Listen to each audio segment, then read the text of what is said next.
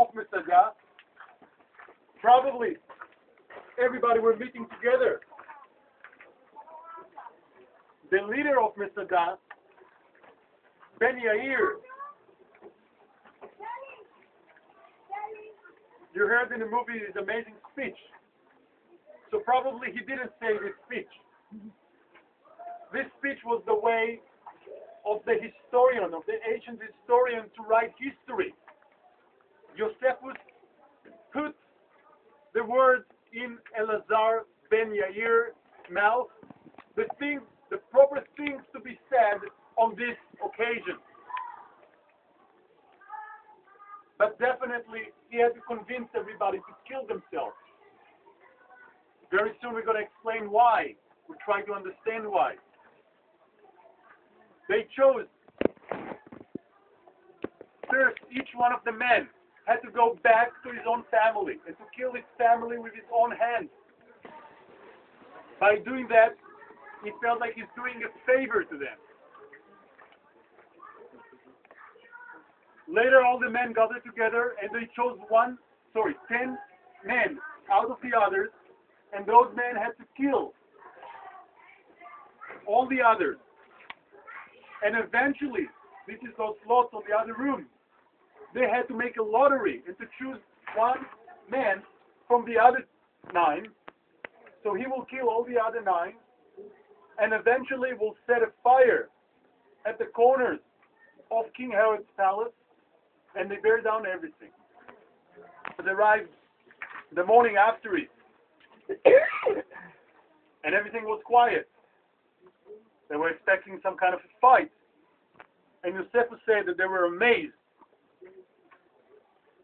by the strength of the spirit of the defenders. Why we think those are the lottery shards? It's always written on the same pottery vessel, by the same hand, by the same ink. And one of the names over there carry the name of Elazar ben Yair himself. Because of those 3 facts, Yigael didn't say, is it possible that this is it? Story. Now I want to ask you why they killed themselves. You know, in Judaism, it's not allowed to kill yourself. It's a terrible sin.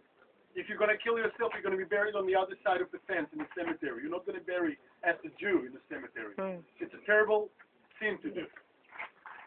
But apparently, on the Roman period, many people chose to do that, to become martyrs. Why they did that? Maybe we should explain something about the Roman society. It's one of the famous 5 slave societies in the history. 1 minute, we'll start walking. A slave society means that more than 20-25% of the society are slaves, and the economy is based on slaves. Where they got all the slaves from? From the wars. The warriors, the Jewish warriors, the Romans took the money from the temple in Jerusalem. With this money, they built the largest slaughterhouse in the mankind history, the Colosseum. It's built by our money. It's written on the corner of the Colosseum. It was built in the year of 80, 10 years after the destruction of Jerusalem. From the same money of the golden tools of the temple, they built the largest slaughterhouse in history. The first one to be executed, a terrible game. You saw Gladiator, the movie? Man fighting against his own friends, against the animal, dying in all terrible ways. Thousands of people died on the same day. Were Jewish warriors.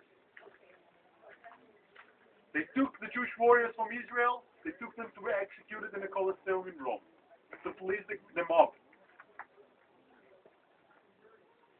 If you be lucky, if you're strong enough to serve in the Roman rowing boat, life expectancy on average about 1 year. The last thing you're going to do for the rest of your life is going to be in the bottom of a Roman rowing boat in the Mediterranean. Silver mines in Spain. About 30,000 slaves working on every single moment. Life expectancy on average 3 months. mining silver for the Romans? What will happen to your wife?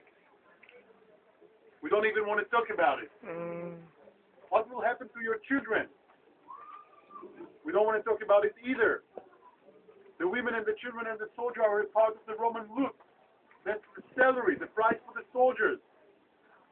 If one of them was going to be extremely lucky, let's say you have a very beautiful child, maybe one of the Roman soldiers will feel pity for him and will take him with him to his own house to be raised as Roman.